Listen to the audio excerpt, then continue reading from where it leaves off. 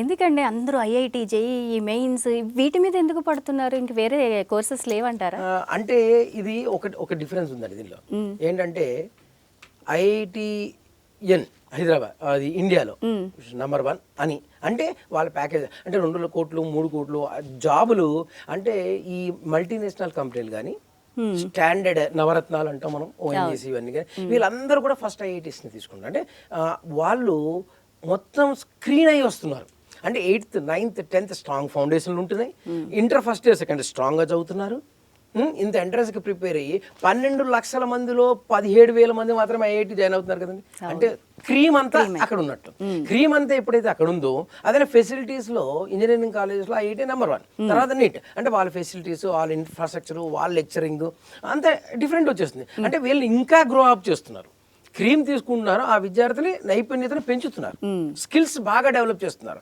కాబట్టి ఆ స్కిల్ ఉన్న వాళ్ళని తీసుకుంటే ఈ యొక్క ఎంఎన్సి కంపెనీలు కానీ వాళ్ళు ఇంకా డెవలప్ అవడానికి మంచి వాళ్ళని తీసుకుంటారు కదండి. అంటే అందుకని ఐఐటీస్కి ఏంటంటే కొన్ని ఐఐటీస్కి మల్టీనేషనల్ కంపెనీలు కొన్నిటికి మాత్రమే వెళ్తాయి, కొన్నిటికి మాత్రమే వెళ్తాయి. అంటే వాళ్ళకి మంచి కావాలి, మంచి వాళ్ళు కావాలి, మంచి ప్యాకేజీలు ఇస్తారు, ఆటోమేటిక్గా వాళ్ళ లైఫ్ సెటిల్ అయిపోతుంది. అందుకని ఐఐటి అని అంటున్నారు. అయితే ఈ ఐఐటి నీటి ఇవి కాకుండా చాలా ఆపర్చునిటీ అండి. మనం యూనివర్సిటీస్ ఉన్నాయి, ఇంజనీరింగ్ కాలేజీలు, స్టేట్ యూనివర్సిటీస్ ఉన్నాయి, టాప్ ఇంజనీరింగ్ కాలేజెస్ ఉన్నాయి హైదరాబాద్లో కానీ, విశాఖపట్నంలో కానీ, విజయవాడ, అవన్నీ కూడా మంచివే.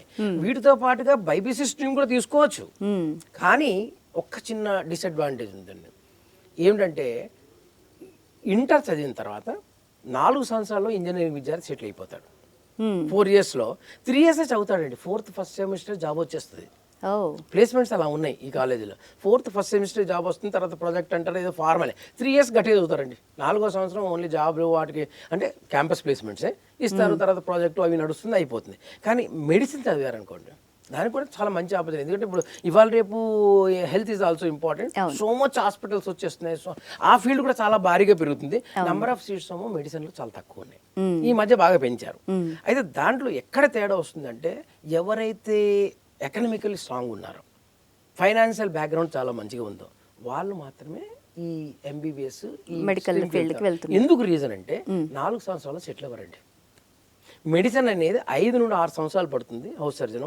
ఆ తర్వాత నార్మల్ డాక్టర్ అంటే మనమే వెళ్ళాం, అదేంటి ఏం స్పెషలైజేషన్ లేదా అది కరెక్ట్ సార్. అంటే ఆయన ఏం స్పెషలైజేషన్ అని అడుగుతారు. ఇప్పుడు నార్మల్ ఒక నార్మల్ దుకాణంలో పనిచేసే ఆయన కానీ, లేకపోతే ఏదైనా మార్కెట్లో కానీ, ఏదైనా వ్యాపారవేత్త కానీ, మామూలు ఎంప్లాయీ కానీ ఎవరైనా ఆ డాక్టర్ దగ్గరికి భయపడతారు, వాళ్ళకి ఎక్స్పీరియన్స్ లేదు, అంత ఎడ్యుకేషన్ లేదు కదా అని అంటారు. అట్లా అంటే వాళ్ళు మామూలు డాక్టర్లు కూడా చాలా 100% చాలా పర్ఫెక్ట్ అండి, కానీ స్పెషలైజేషన్కి వెళ్ళిపోతున్నారు. అంటే ఈ ఏదైతే బోన్ స్పెషలిస్ట్ కానీ, న్యూరో స్పెషలిస్టులు కానీ, అందుకని ఏం చేస్తారు 5 సంవత్సరాల్లో మనకి 6 సంవత్సరాల్లో ఎంబీబీఎస్ చదువు అవ్వదు. ఇంకో 2 సంవత్సరాలు వస్తుంది, ఎండి చేయాలి, సూపర్ స్పెషాలిటీ కావాలి. అంటే ఒక ఇంటర్ విద్యార్థి 4 సంవత్సరాలు ఇంజనీరింగ్ సెటిల్ అయితే 8 సంవత్సరాల్లో డాక్టర్గా సెటిల్ అవుతాడు. అంటే 4 సంవత్సరాలు extra burden for the parents, student కూడా. అందుకని ఈ పేరెంట్స్ ఏమవ్వాలి, వాళ్ళంతా స్ట్రాంగ్గా ఉండాలి, ఎకనామికల్లీ స్ట్రాంగ్గా ఉండాలి.